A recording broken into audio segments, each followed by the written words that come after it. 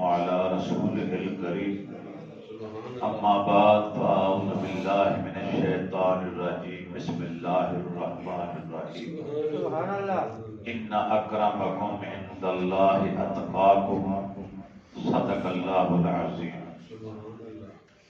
حاضرین محترم، خلیفہ رسول اللہ صلی اللہ علیہ وسلم امیر المومنین حضرت عبداللہ المعروف حضرت ابوبکر صدیق بن نبی قحافہ رضی اللہ تعالی عنہما کی پاک سیرت کے حوالے سے ہماری گفتگو جاری اور ساری ہے. دو جمعہ مبارک بیت چکے.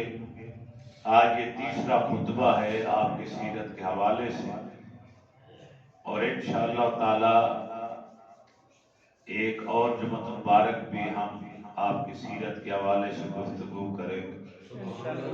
سبحان اللہ. افضل البشر بعد الانبیاء بالتحقیق. سبحان اللہ سبحان اللہ. یہ وہ نعرہ ہے جو 1450 سالوں سے ہر محراب و منبر سے گونج رہا. سبحان اللہ سبحان اللہ. یہ آج کا نعرہ نہیں ہے، 14 صدیاں بیت گئیں. ہر محراب و منبر پر سے یہ صدائے حق بلند ہوتی چلی آئی ہے کہ انبیاء کرام کے بعد اگر کوئی افضل البشر ہے تو وہ عثمان کا بیٹا حضرت عبداللہ ہے. افضل البشر بعد الانبیاء بالتحقیق. سبحان اللہ سبحان اللہ. اللہ رب العزت نے خود گواہی دی. نبی کریم علیہ الصلوۃ والتسلیم نے اپنی زبان نبوت سے آپ کی صداقت اور شان کو بیان کیا، اور ہزارہا وہ راست گو پاک ہستیاں جنہوں نے ایک طرف نبی کریم علیہ الصلوۃ والتسلیم کے جمال جہاں آراق کا حسین منظر دیکھا، اور دوسری طرف آپ کے یار غار حضرت ابوبکر صدیق رضی اللہ تعالی عنہ کی پاک سیرت کے انوار کو دیکھا. سبحان اللہ سبحان اللہ. آپ کا علم، آپ کا تحمل، آپ کی بردباری، آپ کی شجاعت، آپ کی بہادری، انفاق فی سبیل اللہ، عیادت مردہ، مہمان نوازی، غریب پروری، اللہ کا خوف، تقوی، محبت رسول، عشق مصطفیٰ صلی اللہ علیہ وسلم جیسی محاسن اور اوصاف کو جب ان پاک ہستیوں نے دیکھا تو انہوں نے یہ نعرہ لگایا کہ انبیاء کرام کے بعد تمام انسانوں میں سب سے افضل اگر کوئی شخصیت ہے تو وہ حضرت ابوبکر صدیق رضی اللہ تعالی عنہ. افضل البشر بعد الانبیاء بالتحقیق. 1450 سال بیت گئے.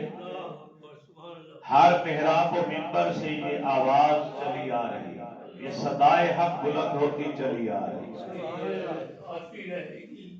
شاہ ولی اللہ محدث دہلوی رحمت اللہ تعالی علیہ لکھتے ہیں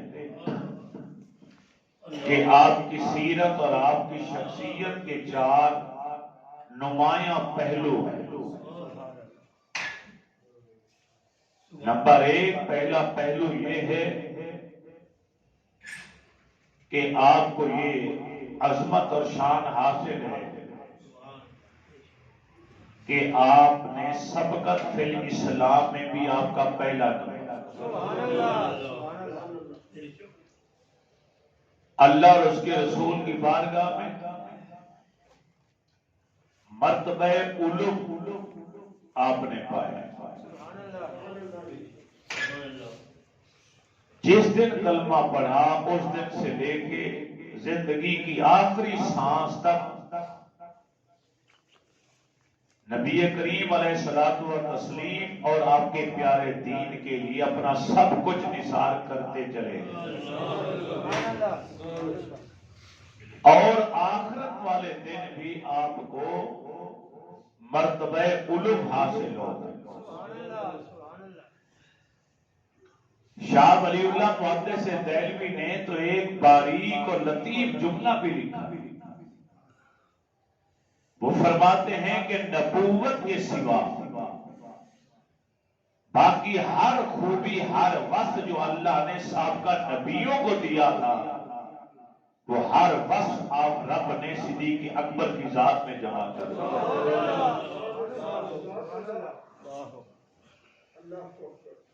سابقہ انبیاء کے جو اوصاف تھے، جو محاسن تھے، ان کے مشابہ رب نے ہر خوبی، ہر وصف، ہر حسن، ہر کمال آپ کو عطا کیا سوائے نبوت کے، کیونکہ ہمارے پیارے کریم آقا علیہ السلام اللہ کے آخری نبی و رسول ہیں، خاتم النبیین ہیں۔ آپ کے بعد کوئی نیا یا پرانا نبوت کا دعوے دار نہیں۔ نبی کریم علیہ الصلوۃ والتسلیم نے ایک موقع پر نہیں، کئی موقعوں پر آپ کے فضائل اپنے لسان نبوت سے بیان فرمائے۔ محدثین کرام نے ان حدیثوں کو جمع کیا، 181 حدیثیں وہ ہیں جن میں صرف صدیق اکبر کا نام لے کر آپ کی فضیلت کو بیان کیا۔ ایک نہیں، دو نہیں، 5 نہیں، 10 نہیں، 181، 181۔ 88 حدیثیں ایسی ہیں، روایات، جن میں صدیق اکبر رضی اللہ تعالیٰ عنہ کا نام بھی ہے اور حضرت عمر فاروق کا نام بھی ہے۔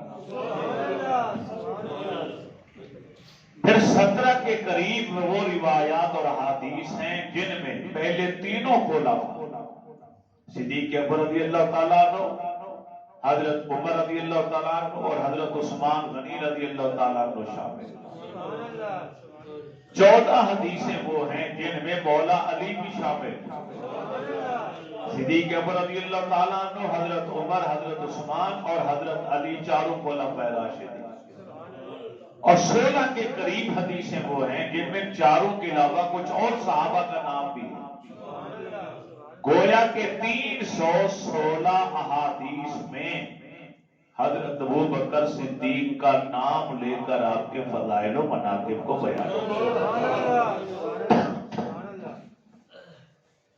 کسی کی تعریف میں کر دوں، کسی کی تعریف آپ کر دیں، میاں صاحب کر دیں، جو صاحب کر دیں، یہ الگ بات ہے۔ اس غلام اور اس امتی کی شان کیا ہوگی جس کی شان خود امام الانبیاء بھی ہے، اور ایک بار 316 مرتبہ، اور سینکڑوں حدیثیں وہ بھی ہیں جن میں مہاجرین کا ذکر ہے، السابقون الاولون کا ذکر ہے، اصحاب شجرہ کا ذکر ہے، بیت رضوان والوں کا ذکر ہے، بدر و حنین والوں کا ذکر ہے۔ ان احادیث کے اندر بھی بالعموم صدیق اکبر بھی شامل ہیں۔ یہ ہے وہ بلند مرتبہ جو اللہ رب العزت نے آپ کو اس دنیا کے اندر عطا فرمایا۔ اور شاہ ولی اللہ محدث دہلوی رحمۃ اللہ تعالی فرمائے، جس دن کلمہ پڑھا اس دن سے لے کے نبی علیہ السلام کے وصال مبارک تک، سوائے ایک دو موقعوں کے کہ جہاں اللہ کے نبی نے خود حکم دے کہ ان کو کہیں اور بھیجا، ورنہ ہر مقام پر سفر میں، حضر میں سرکار کی رفاقت اور معیت اور صحبت میں رہے۔ کبھی اللہ کے محبوب کو اکیلا تنہا نہیں چھوڑا، ہر موقع پر ساتھ۔ مولا علی شیر خدا رضی اللہ تعالیٰ نے ایک دن خطبہ دے رہے تھے تو لوگوں سے پوچھا، لوگوں بتاؤ سب سے بڑا بہادر کون ہے؟ لوگوں کی آواز گونجی، آپ؟ فرمایا نہیں، سب سے بڑا بہادر میں نہیں ہوں۔ غزوہ بدر میں نبی علیہ السلام کے لیے عریشہ تیار ہوا، چھپر صاحبان تیار ہوا، تو سوال پیدا ہوا کہ چند مٹھی پر مسلمان ہیں، یہ جنگ کریں گے تو اللہ کے محبوب کی نبی کی حفاظت پر کون مامور ہو؟ تو لوگ کانپ جاتے تھے کہ کون اکیلا ڈیوٹی دے گا، میں بھی وہی تھا، لیکن ہم میں سے کسی کے اندر ہمت نہیں ہوئی سوائے ابو بکر صدیق۔ تلوار میان سے نکالی، اٹھ کے کھڑے ہو گئے، یا رسول اللہ آپ کا پہرا میں دوں گا، میں حفاظت کروں گا۔ مولا علی شیر خدا فرمایا کرتے تھے کہ ہم میں سے سب سے زیادہ شجاع اور بہادر دلیر کوئی ہے تو وہ عثمان کا بیٹا عبداللہ المعروف حضرت ابو بکر صدیق رضی اللہ تعالیٰ عنہ۔ شاہ ولی اللہ محدث دہلوی فرماتے ہیں صدیق اکبر کی خصوصیات میں سے ایک خصوصیت یہ بھی ہے کہ نبوت کے زمانے میں نبی علیہ السلام کی مثال مبارک تک جو کام پائے تکمیل تک نہیں پہنچے تھے، ادھورے اور نامکمل تھے، صدیق اکبر رضی اللہ تعالیٰ عنہ نے خلافت سنبھال کر 2 سال 3 ماہ 11 دن کے اندر نبوت والے ادھورے تمام کاموں کو مکمل کر کے دکھا دیا۔ 2 سال 3 ماہ 11 دن، یہ آپ کا زمانہ خلافت ہے صدیق اکبر رضی اللہ تعالیٰ عنہ۔ اور اتنے قلیل عرصہ جہاں مرتدین کی سر بھی کچل دیا، جھوٹے مدعیہ نے نبوت کا مقابلہ بھی کیا، منکرین زکات کا بھی مقابلہ کیا۔ نبی علیہ السلام کی وصال مبارک جب ہوا تو وہ وقت اور وہ گھڑی ایسی تھی، خطرہ تھا کہ پوری امت کہیں ڈگمگا نہ جائے۔ اس امت کو کون سنبھالے؟ بعض صحابہ کرام کا رو رو کر یہ حال تھا، وہ کہتے تھے کہ ہمارا جی چاہتا تھا کہ شہروں کو چھوڑے جنگلوں میں چلے جائیں، بقیہ زندگی جنگلوں میں جا کے بسر کر۔ حضرت عبداللہ ابن مسعود رضی اللہ تعالیٰ عنہ فرماتے ہیں کہ ہمارا حال اس بکریوں کے ریور کی مانند تھا جس کا کوئی چرواہا نہ ہو، اور سردیوں کی سخت ترین سرد رات ہو اور بارش ہو رہی ہو، اور بغیر گلہ باندھ کے بغیر چرواہے کے وہ ریور جس طرح بکھرا ہوا ہوتا ہے، پریشان حال ہوتا ہے۔ نبی علیہ السلام کے وصال مبارک کے بعد ہمارا وہی حال تھا،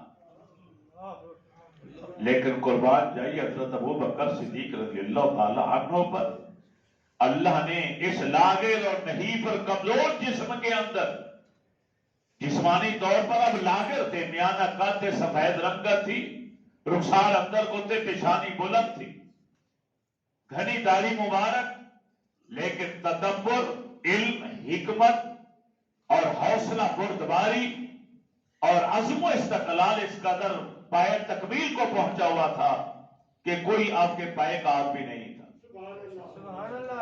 حضرت عمر جیسے جری بہادر سپوت جیسے انسان رو بھی رہے تھے اور اپنی تلوار میان سے نکال کے کھڑے ہو گئے، خبردار اگر کسی کی زبان سے نکلا کہ میرے نبی کا وصال ہو گیا، میں اس کا سر تن سے جدا کر کے رکھ دوں۔ کوئی یہ جملہ سننے کے لیے تیار نہیں تھا۔ حضرت ابو بکر صدیق رضی اللہ تعالی عنہ حجرہ میں تشریف لائے، آنکھوں میں آنسوں کی برسات تھی۔ نبی علیہ السلام کے چہرے انور کو دیکھا اور روتے ہوئے عرض کیا، یا رسول اللہ صلی اللہ علیہ وسلم، اگر ہمارے آج اختیار میں ہوتا کہ موت کے ذائقے کو ہم ٹال سکتے تو خدا کی قسم ہم اپنی جانیں، اپنے بیوی بچے ماں باپ سب کچھ نثار کر دیتے اور آپ کو نہ جانے دیتے، مگر یہ اختیار ہمارے پاس ہے نہیں۔ یا رسول اللہ صلی اللہ علیہ وسلم اذکرنا عند ربک یا محمد صلی اللہ علیہ وسلم. قربان جاؤں حضرت ابوبکر صدیق کے عقیدے پر. نبی علیہ السلام پردہ فرما ہے. آپ کا جسم عطر سامنے رکھا ہوا، روح نکالی جا چکی ہے. بات تقاضا ہے کل نفس ذائقۃ الموت، کچھ دیر کے لیے روح کو نکال لیا ہے. ان بد عقیدہ لوگوں کا کہنا کہ ابھی ہمارے کسی کام کے نہیں معاذ اللہ. اور خلیفہ رسول کیا کہہ رہے ہیں؟ اذکرنا عند ربک یا محمد صلی اللہ علیہ وسلم، کہ یا رسول اللہ صلی اللہ علیہ وسلم اپنے رب کی بارگاہ میں پہنچ کر ہمیں بھی یاد رکھنا. ایسا پیارا عقیدہ یا محمد کہہ کر مخاطب کر رہے ہیں. ہمیں کہہ رہے ہیں یا رسول اللہ نہ کہو. خلیفہ اول نے کہا، بعد مثال کہا. نبی علیہ السلام کے مثال کے بعد آپ کو خطاب کرتے ہوئے کہا اور وسیلہ پیش کر رہے ہیں کہ اللہ کے محبوب رب کی بارگاہ میں ہمیں فراموش نہ کرنا، ہمیں یاد رکھنا. کیسا عقیدہ ہے صحابہ کرام. آج ہم نے کیسا عقیدہ بنا لیا.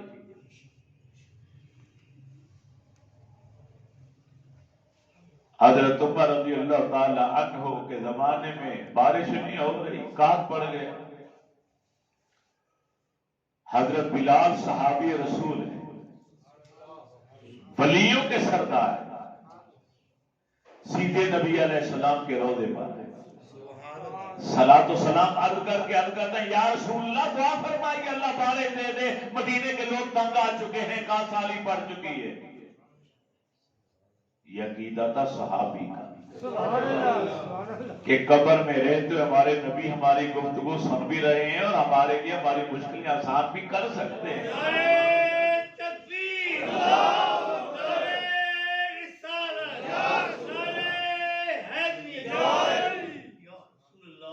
ہمارے سردار ہیں، ہمارے آقا ہیں حضرت بلال رضی اللہ تعالیٰ عنہ، اولیاء کے سر کا تاج. نبی کی تربت پاک پر آ کے عرض کرتے ہیں یا رسول اللہ دعا فرمائیے اللہ تعالیٰ رحمت کی بارش نازل کرے. رات کو سوئے تو خواب میں نصیب جاگ گیا. نبی کریم علیہ الصلوۃ والتسلیم خواب میں تشریف لائے، اپنا دیدار سے نوازا. فرمایا بلال عمر کو جا کے ہمارا سلام کہو اور عمر سے کہو تھوڑی سختی چھوڑ دے، نرمی اختیار کریں، اللہ بارش دے دے.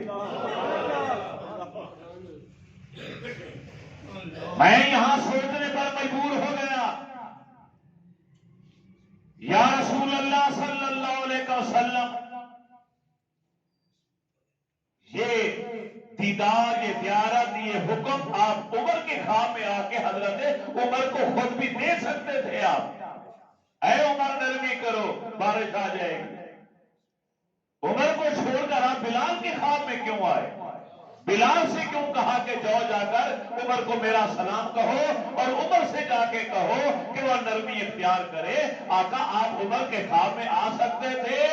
تو جب یہ عالم تصورات میں یہ سوال کرتا ہوں مجھے ایک ہی جواب ملتا ہے کہ بلال کو نوازنا ضروری تھا، کیونکہ قبر رسول پر بلال آئے تھے. اللہ کے نبی کو وسیلہ بلال نے بنایا تھا.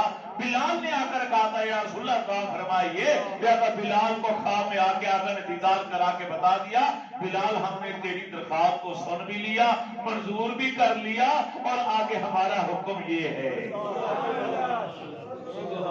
جو میرے رسول کو وسیلہ بناتا، جو میرے رسول سے محبت عشق کا اظہار کرتا ہے، نوازا اسی کو جاتا، اسی کو نوازا.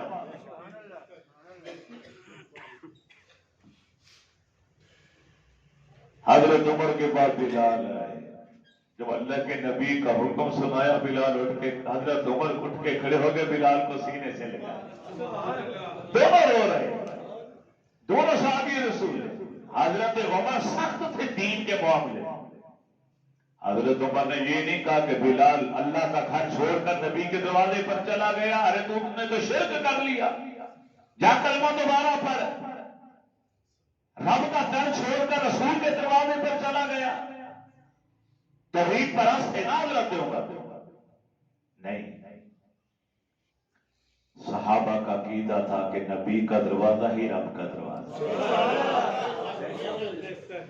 اطاعت رسول ہی اطاعت خدا. ہم نے رب کو نہیں دیکھا، ہم نے رب کی گفتگو نہیں سنی، ہم نے کسی فرشتے کو نہیں دیکھا، ہم نے جنت نہیں دیکھی، دوزخ نہیں دیکھی، قبر کا عذاب نہیں دیکھا، قیامت کے بارے میں ہم نے یہ ساری باتیں جبریل اور فرشتے اور نبی کوئی نہیں دیکھا ہم نے، مگر سب کچھ مان لیا آمنہ کے لال کے کہنے پر مان لیا. ہم ان کی چوکھٹ کو کیسے چھوڑ سکتے ہیں جن کے کہنے پر ہم نے رب کو رب مان لیا؟ ہم تو نہیں جانتے تھے کہ رب ہے کہ نہیں. زمین پر تو 360 خداؤں کی پوجا ہو رہی، خانہ کعبہ تو بتوں سے بھرا ہوا تھا. انسانیت تو بتوں کی پجاری تھی. آپ آئے اور آپ نے سب کا ذہن موڑا کہ یہ سب خدا نہیں ہیں، رب وحدہ لا شریک ایک ہے.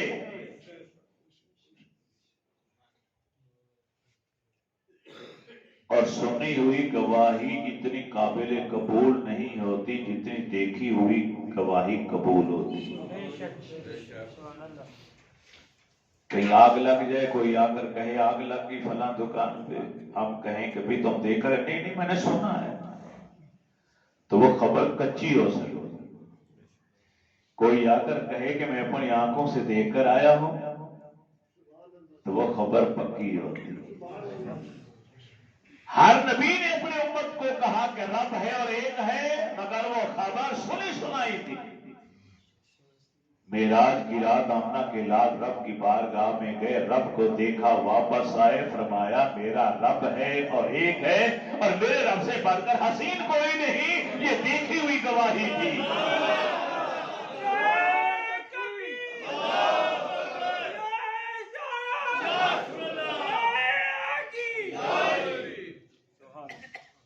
صدیق اکبر نے بھی میرے نبی کو وسیلہ بنایا، حضرت عمر نے میرے رسول کو وسیلہ بنایا. ام المومنین حضرت عائشہ صدیقہ رضی اللہ تعالیٰ اپنے زمانے کی زبردست محدثہ فقیہہ عالمہ، لوگ ان کے پاس آئے کہ بارش کے لیے دعا فرمائیں. آپ اپنے صحابہ سے، لوگوں سے یہ نہیں کہا کہ تم خود صحابہ ہو، جاؤ جا کے نماز استسقاء پڑھو، تمہارے نبی نے تلقین کی ہے کہ بارش کی دعا میں نماز پڑھو تو دعا مانگو بارش آ جائے گی. صحابی دعا مانگتے اللہ نے قبول کر لینی. نہ نماز کا کہا، نہ دعا کا کہا، نہ استغفار کا کہا، کچھ بھی نہیں کہا. تو کیا کہا؟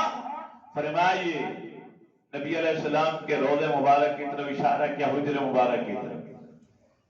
اپنے نبی کے حجر کی چھت پر تھوڑا سا سوراخ کر دو، آسمان اور تمہارے نبی کے درمیان یہ جو رکاوٹ ہے اس کی تھوڑی سی ہٹاؤ، ذرا خلا کر دو، بارش آ جائے.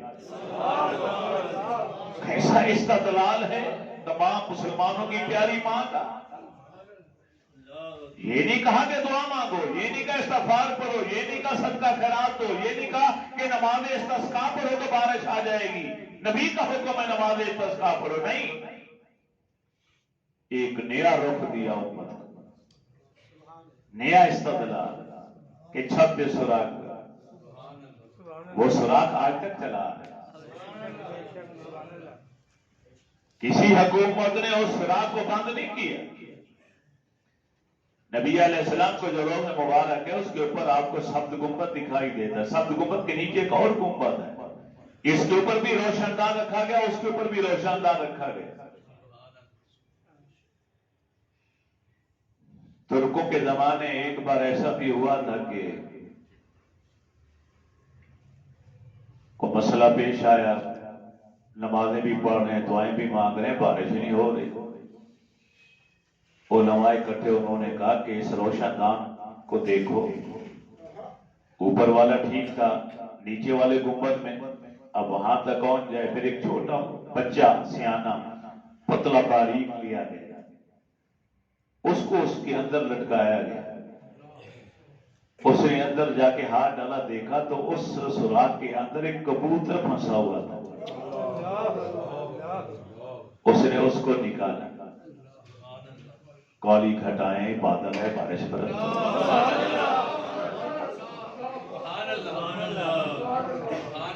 بتانا یہ چاہتا ہوں کہ صحابہ کا عقیدہ، حضرت ابو بکر صدیق رضی اللہ تعالیٰ جو ان کی سیرت ہم بیان کر رہے ہیں کہ نبی علیہ السلام کے چہرے مبارک سے چادر ہٹائی اور کیا کہا، اذکرنا عند ربک یا محمد صلی اللہ علیہ وسلم، کہ یا رسول اللہ رب کی بارگاہ میں پہنچ کر ہمیں بھی یاد رکھنا، ہمیں بھلا نہ دینا۔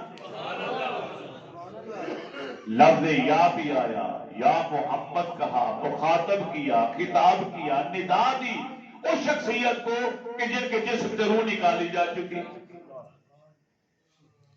اب یہاں رک کر میں آپ سے ایک سوال کروں کہ نبی علیہ السلام کے جسم اطہر سے بتقاضۂ کل نفس ذائقۃ الموت روح جب اسرائیل ملک الموت نے نکالی تو پھر اسے رکھا کہاں ہوگا؟ کہاں رکھا ہوگا؟ آپ سوچیں گے تو سوچ کے کوئی عاشق کہہ دے گا کہ اس نے جا کے جنت میں رکھی ہوگی، بہت اچھی بات ہے۔ ارے بھائی، جنت تو سرکار کے غلاموں کے رہنے کی جگہ، وہاں روح محمد عربی کو رکھو گے جا کے؟ ہو سکتا ہے کسی کے ذہن میں اس نے عرش پر جا کے رکھا ہو۔ عرش پر تو معراج کی رات میرے نبی کے قدم گئے، جہاں نالین گئی ہے، جہاں جوتے مبارک ہیں، کیا وہاں روح کو رکھو گے؟ روح کا مقام وہی ہے کیا؟ چلو اسی فرشتے سے پوچھ لو۔ علماء لکھنے پر مجبور ہو، شامی ہمارے فقہ حنفی کے بورڈ پر ترین کتاب، اس میں علامہ شامی رحمت اللہ تعالی علیہ نے ایک بہت باریک بات لکھی۔ اس نے کہا نبی علیہ السلام جہاں آرام فرما ہے، آپ کے آس پاس جو زمین کا حصہ ہے، جو خاک کے ذرات ہیں، یہ کعبے سے بھی افضل ہیں اور عرش عظیم سے بھی افضل۔ ارے بھائی، جنت اور عرش کے اوپر رکھنا ہے تو روح رسول اللہ کو نہ رکھو، ان خاک کے ذروں کو جا کے رکھو کہ جو عرش سے بھی افضل ہیں، جو میرے نبی کے جسم کے آس پاس لگ رہے۔ اے ملک الموت تو بتا، ملک الموت عرض کر دے یا اللہ تیرے قانون کے مطابق میں نے روح کو نکال لیا،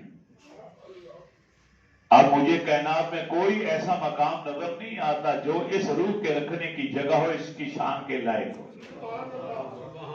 یا اللہ ایک ہی جگہ ہے کہ جس جسم سے میں نے اسے نکالا، مجھے اجازت ہے میں دوبارہ اسی جسم کے اندر اس کو رکھوں۔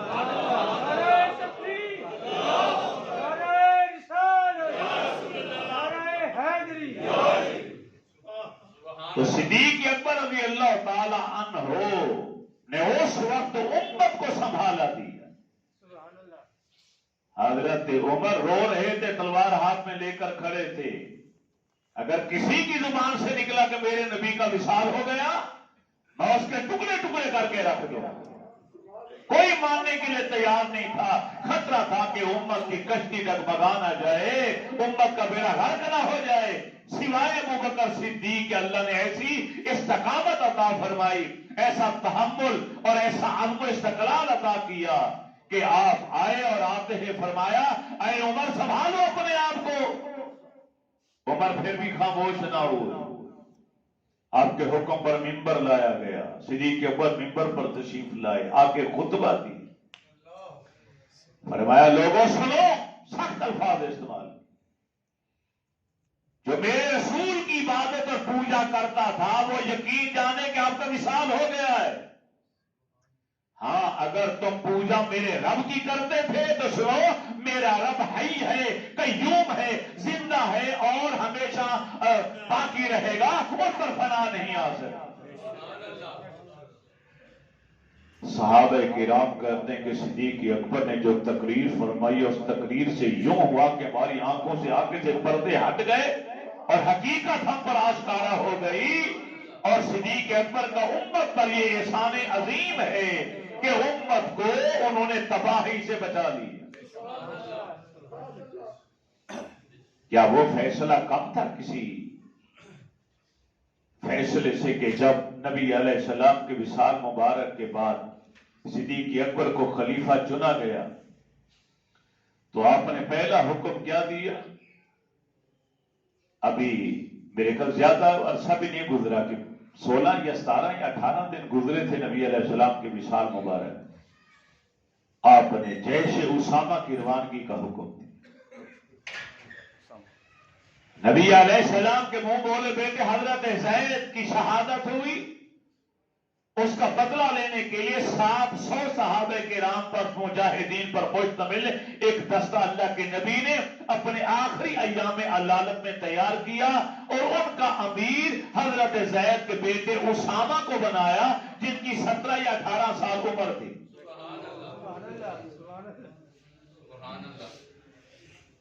فتنہ ارتداد سر اٹھا چکا تھا، مدینے کے آس پاس قبائل میں بھی لوگ مرتد ہونا شروع ہو گئے تھے، اسلام کو چھوڑ کر دوبارہ کفر کی طرف جا رہے تھے، ہر طرف تباہی مچ گئی۔ خطرہ تھا کہ کہیں یہ فتنہ مدینہ طیبہ کے اندر نہ پھیل جائے، جو دارالخلافہ ہے، جو برکت ہے اسلام کا، مدینے کی حفاظت کی جائے۔ صدیق اکبر رضی اللہ تعالی عنہ نے پہلا حکم یہ جاری کیا کہ حضرت اسامہ بن زید کے لشکر کی روانگی کا آرڈر جاری کر دیا۔ مقام چر پر اسامہ چلے جاؤ، وہاں پہ سارے مجاہدین اکٹھے ہو جائیں جن کی ڈیوٹی میرے رسول نے لگائی تھی۔ حضرت اسامہ نے حضرت عمر کے ذریعے پیغام بھیجا کہ ارتداد کا فتنہ پھیل چکا ہے، ہر طرف لوگ مرتد ہو رہے ہیں، مدینہ طیبہ کو خطرہ ہے، لہذا میری سفارش ہے کہ فی الحال میں اپنے باپ کا بدلہ نہیں لینا چاہتا، فی الحال لشکر کو روک لیا جائے، میں مجاہدین کو لے کے مدینے میں آ جاتا ہوں، پہلے مدینہ طیبہ کی حفاظت کا بندوبست کیا جائے۔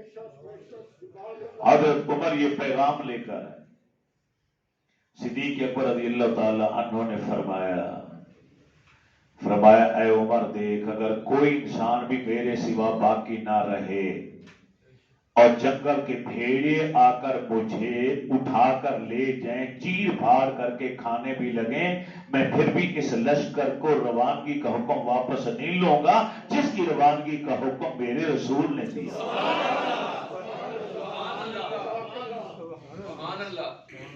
مدینہ طیبہ کے انصار کی طرف سے ایک دوسری سفارش بھیجی گئی، امیر المومنین اگر آپ نے ہر صورت یہ لشکر بھیجنا ہے تو کم از کم اتنا کیجئے کہ امیر کسی تجربہ کار شخص کو بنا دیجئے۔ یہ تو حضرت زید کا بیٹا ہے، 17-18 سال کی عمر کا لڑکا ہے، نا تجربہ کار ہے، اسے معزول کر کے کسی اور کو امارت دیجئے۔ صدیق اکبر رضی اللہ تعالیٰ عنہ کانپ گئے، فرمایا جس کو میرے نبی نے اپنے علم نبوت سے دیکھ بھال کر کے چھان بین کر کے امیر بنایا ہو، میں کہوں گا تو اس کو معزول کرنے والا۔ کیا تمہارا علم میرے نبی سے بڑھ کر ہے؟ کیا تمہاری عقل، تمہاری فہم سمجھ میرے رسول سے بڑھ کر ہے؟ میرے نبی نے نہیں دیکھا کہ یہ بچہ ہے، میرے نبی نے نہیں دیکھا یہ 17-18 سال کا ہے، پھر بھی میرے رسول نے اس کو امیر بنایا۔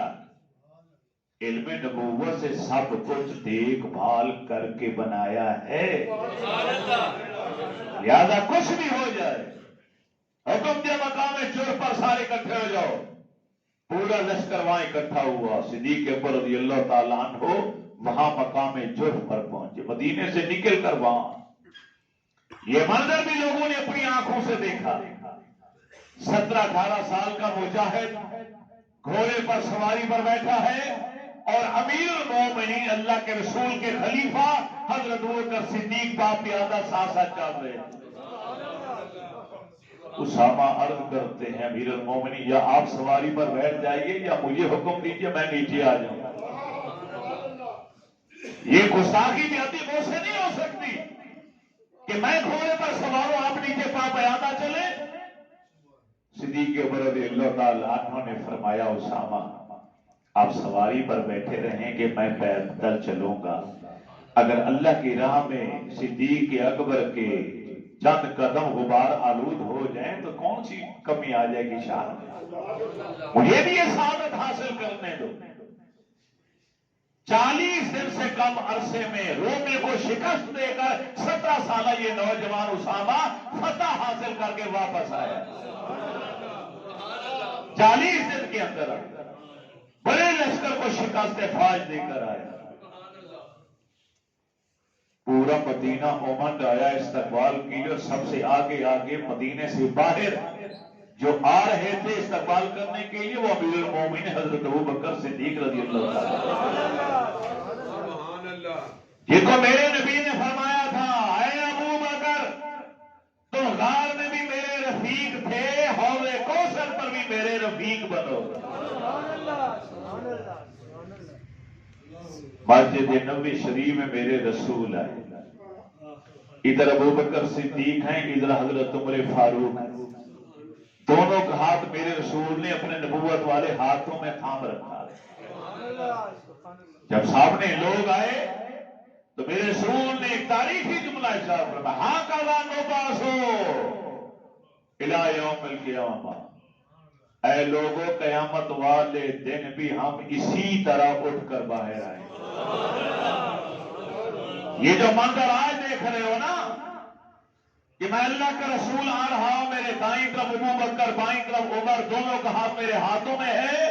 قیامت والے دن بھی ہم اپنے قبروں سے نکلیں گے تو صدیق میرے دائیں جانب ہوگا, عمر میرے بائیں جانب ہوگا, عیسی ابن مریم ہمارے پیچھے ہوں گے اور ان دونوں کا ہاتھ میرے ہاتھوں میں ہوگا. کیا منہ دکھاؤ گے اللہ کے نبی کو جا کر؟ کسی ذاکر, کسی مولوی, کسی انجینئر, کسی بات عقیدہ شخص کی کتاب پڑھ کر فیس بک استعمال کر کے اس کے نظریات غلط سن کر تم اپنا عقیدہ بدل رہے ہو. صحابہ کی شان کے خلاف زبان تان دراز کرتے ہو. کیا منہ دکھاؤ گے اللہ کے نبی کو؟ قیامت والے دن اور حوض کوثر پر تو صدیق میرے رسول کے پاس کھڑے ہوں گے. بتاؤ جام کوثر پینے کے لیے کہاں جاؤ گے؟ کون منہ لگائے گا تمہیں؟ کالی کملی والے نے تو یہاں تک فرمایا اللہم اجعل ابا بکر فی درجتی فی الجنہ. اے اللہ جنت میں میرے ہی درجے میں میرے ابو بکر کو بھی رکھ لینا. کیا شان ہے صدیق اکبر رضی اللہ تعالیٰ. ان کے سینے میں دھڑکنے والا جو دل ہے اس میں محبت رسول کس قدر ہے کہ اللہ کے نبی چاہتے ہیں کہ جس طرح دنیا میں ہر قدم پر یہ میرے ساتھ ہے, ارے آخرت والے دن بھی ساتھ ہو, حوض کوثر پر بھی ساتھ ہو, اور جنت کے اندر بھی ابو بکر میرے ہی ساتھ رہے. فرمایا جنت کے 8 دروازے, ہر دروازے سے کوئی نہ کوئی گزرے. باب الصلاۃ سے نمازی گزرے, باب الصیام سے روزہ دار گزرے, باب الحج سے حج کرنے والے حاجی گزرے, باب الزکات سے زکات دینے والے گزرے.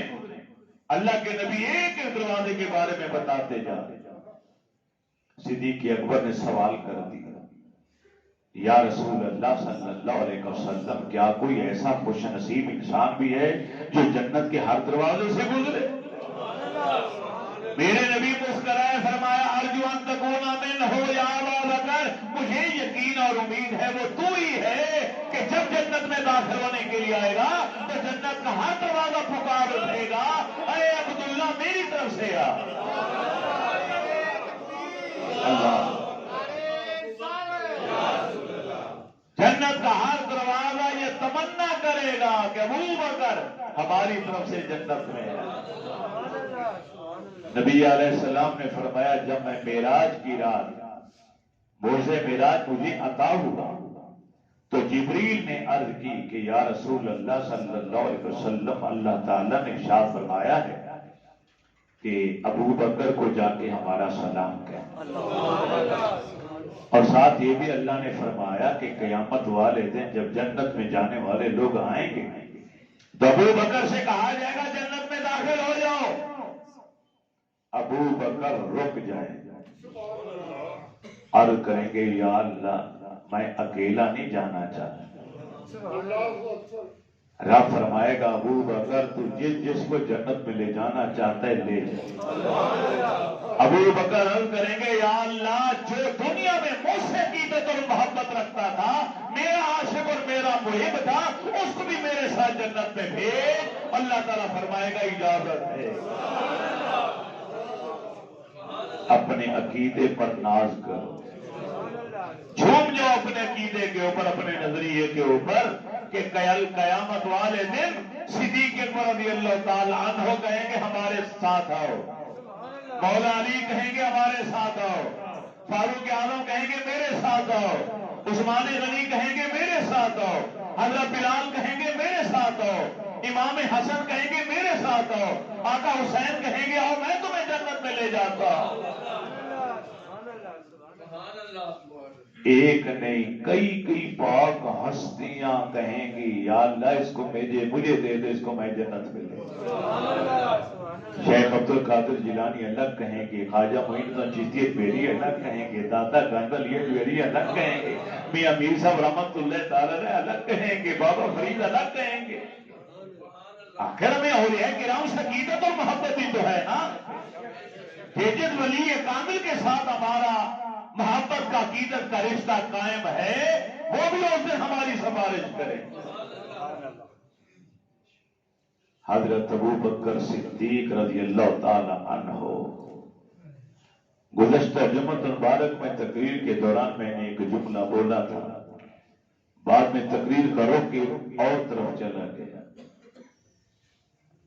بعد میں دوسرے کے تیسرے دن مجھے ایک نمازی ملا، مجھے بڑی خوشی ہوتی ہے کہ جب میرے نمازی مجھے کہتے ہیں کہ آپ نے یہ بات کہی لیکن اس کو نامکمل چھوڑ دیا، تو خوشی ہوتی ہے کہ میرے نمازی جو میرے پاس آتے ہیں وہ میری گفتگو کو غور سے توجہ سے سنتے ہیں۔ اچھا مقرر ہونا کوئی کمال نہیں، اچھا سامع کا ہونا کمال، کہ سننے والے بھی اچھے ہونے چاہیے، جو محبت کے ساتھ بیٹھے ہوں، عشق کے ساتھ بیٹھے ہوں اور توجہ کے ساتھ سنو۔ کہ آپ نے غار کا ذکر کیا، غار کی بات کہی کہ 3 دن 3 راتیں ہیں، آپ نے کہا یہاں ایک عجیب کوئی نقطہ میں پیش کرنا چاہوں، لیکن آپ نے کیا نہیں۔ میں نے کہا چلو جمعے کر دیتے، اس ذہن نہیں رہا، دوسری طرف رخ مڑ گیا نا گفتگو کا۔ آپ کو میں ہجرت والی رات ذرا تھوڑا سا پیچھے لے جانا چاہتا ہوں۔ 100 کے قریب قاتل ننگی تلواریں زہر کی بجھی ہوئی لے کر اللہ کے نبی کے گھر کو گھیرے میں لے کے کھڑے، محافظ اللہ تھا۔ مولا علی نے دیکھا سراغ سے، یا رسول اللہ مارنے والے آ گئے۔ فرمایا علی گھبراؤ نہیں، بچانے والا پہلے ہی سے ہمارے ساتھ، مارنے والے تو ابھی آئے، بچانے والا پہلے سے ہمارے ساتھ، اس نے سب کچھ ہمیں بتا دیا پہلے سے۔ یا رسول اللہ کیا ہو؟ فرمایا تم یہ رات میرے بستر پر گزارو گے، میری سبز چادر حضر میں لے کر سو جاؤ۔ ہو سکتا ہے بشری تقاضے کے تحت خوف پیدا ہوا ہو، مگر میرے نبی نے ساتھ ہی فرما دیا صبح اٹھ کر یہ امانتیں فلاں فلاں فلاں فلاں کافر کی ہیں، ان کے گھروں میں پہنچا دینا، پھر ہمارے پاس چلے۔ اس جملے میں غیبی خوشخبری تھی کہ تجھے کچھ نہیں ہوگا، تو صبح اٹھے گا خیریت سے اور یہ مانتے لوگوں کی ان کے گھروں کو پہنچائے گا اور پھر ہمارے پاس واپس پہنچ جائے گا۔ مولا علی خود فرمایا کرتے تھے کہ نبی نے جب یہ ارشاد فرمایا مجھے یقین ہو گیا، مجھے کسی اور رات تو موت آ سکتی ہے مگر آج کی رات مجھے موت میرے قریب بھی نہیں آ سکتی۔ سورہ یاسین کی تلاوت کرتے ہوئے میرے نبی نے مٹی پھینکی، سارے کافر اندھے ہو گئے اور 100 کافروں کے درمیان سے ان کو چیرتے ہوئے میرے نبی آئے۔ کوئی خوف نہیں، کوئی ڈر نہیں، کوئی کافر نہ دیکھ پایا نہ نقصان پہنچا پایا۔ غار کے اندر حکمت الہیہ سے 3 دن 3 راتیں میرے رسول صدیق اکبر کے ساتھ رہے۔ اب بعض لوگوں نے ایک جملہ غلط لکھ دیا اپنی کم علمی کی وجہ سے کہ 3 دن 3 راتیں غار میں معاذ اللہ رہے، خوف کی وجہ سے چھپ کے بیٹھے رہے کہ کہیں کافر ہمیں دیکھ نہ لیں، ہمیں نقصان نہ پہنچا۔ جن کافروں کو اندھا کر کے ان کے سامنے سے ان کو چیرتے دھکیلتے ہوئے آپ آئے رہے، ان کا کیا خوف؟ جس رب نے پہلے دن خوشخبری سنا دی، محبوب میں تیرا محافظ ہوں، کچھ نہیں ہوگا، تیرا کوئی بال بھی بیکا نہیں کر پائے گا، کیا وہ نبی ڈر کے بیٹھے رہے غار کے اندر؟ نہیں، حکمت تھی۔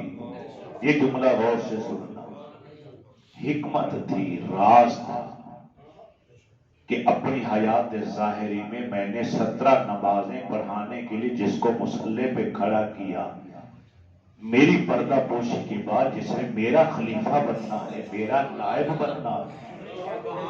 صدیق اکبر رضی اللہ تعالیٰ عنہ کو ایک بار لوگوں میں سے مجمع میں سے کسی نے خلیفۃ اللہ کہہ دیا کہ آپ اللہ کے خلیفہ ہیں، اپنے ڈانٹ پلا دی، فرمایا چپ ہو جا، مجھے مت کہے خلیفۃ اللہ، میں اللہ کا خلیفہ نہیں ہوں، میں تو اپنے نبی کا خلیفہ ہوں،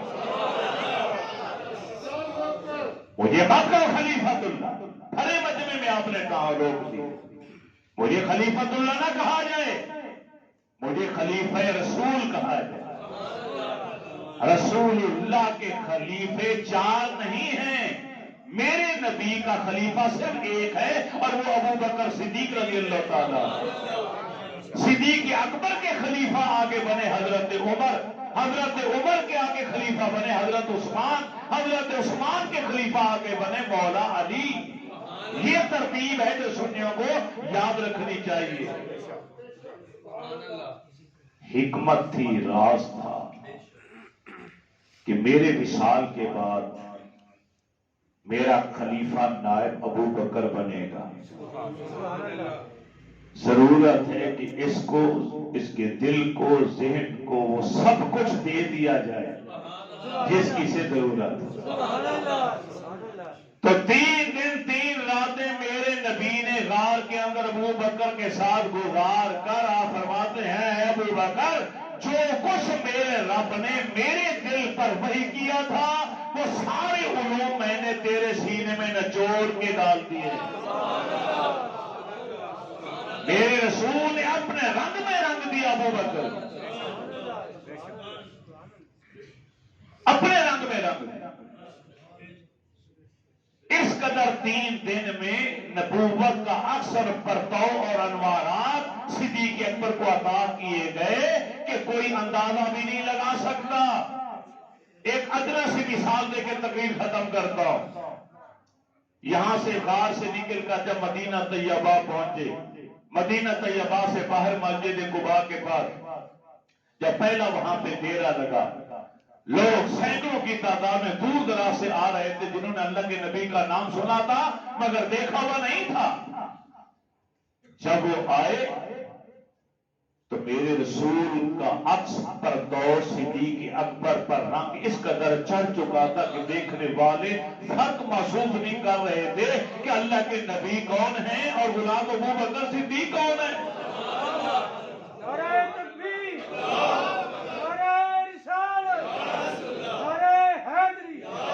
خدا کی قسم، لکھنے والوں لکھا کہ جب یہ کیفیت دیکھی صدیق اکبر نے تو بھاپ گئے کہ یہ لوگ پریشان ہو رہے پہچاننے میں، فوری طور پر اپنی چادر اتاری اور نبی کے پیچھے کھڑے ہوئے اور چادر تان کے سایہ کر لیا تاکہ پتہ چلے سایہ کرنے والا غلام ہے، جو سائے کے نیچے بیٹھا ہے وہی اللہ کے نبی ہے۔ 3 دن 3 راتیں کیوں رکھا گیا غار کے اندر؟ اسی لیے رکھا گیا کہ نوازا جائے ابو بکر کو، عطا کیا جائے، اور اس قدر نبی نے نوازا، اتنا نوازا، اتنا نوازا، اتنا نوازا کہ کوئی اس کا اندازہ بھی نہیں لگا سکتا۔ اسی نوازنے کا کمال تھا۔ اگلے جمعے انشاءاللہ آپ کی وصال مبارک پر بھی بات ہوگی کہ جب آپ کے جنازے کو لایا گیا مسجد نبی شریف کے اندر، علامہ سیوطی علیہ رحمہ نے لکھا تفسیر کبیر والے نے لکھا ہے۔ حضرت انس جیسے صحابی کہتے ہیں کہ ہم نے عرض کیا یا رسول السلام علیکہ یا رسول اللہ، یہ الفاظ ہوتے تھے قبر پر آ کر صحابہ کرام۔ آج بھی دیکھیں ہمیں منع کیا جاتا ہے کہ ادھر منہ کر کے السلام علیکم یا رسول اللہ نہ کہو۔ جب کوئی بادشاہ یا وزیر اعظم کسی ملک کا آتا ہے تو وہی عربی وہی سرکار کی جالیوں کے پاس کھڑے ہو کر انہیں سلام پڑھا رہے ہوتے ہیں اور انہیں کہہ رہے ہوتے ہیں کہ ہمارے ساتھ مل کے کہو الصلاۃ والسلام علیکہ یا رسول اللہ۔ کہہ رہے ہوتے ہیں کہ نہیں؟ اب تو ویڈیو کلپ وائرل ہو چکی ہے۔ تو آپ نے عرض کیا یا رسول اللہ، یہ ابو بکر صدیق آپ کا غلام حاضر ہے، ان کی خواہش تھی کہ ان کو آپ کے پہلو میں دفن کیا جائے۔ آقا اگر آپ کی اجازت ہو تو انہیں آپ کے ساتھ دفن کیا۔ حضرت انس فرماتے ہیں خدا کی قسم دروازہ خود بخود کھل گیا، کوئی کھولنے والا نہیں تھا۔ ہم نے اپنی آنکھوں سے دیکھا دروازہ خود بخود کھولا اور تربت پاک سے آواز آئی ادخل الحبیب الی الحبیب، ادخل الحبیب الی الحبیب، ایک دوست کو دوسرے دوست کے پاس جلدی لے آؤ۔ کیونکہ صدیق اکبر رضی اللہ تعالیٰ عنہ فنا فی الرسول کے مقام پر فائز تھے۔ میری دعا ہے اللہ تعالیٰ میری اور آپ کی حاضری قبول ہو۔ یہاں ایک اعلان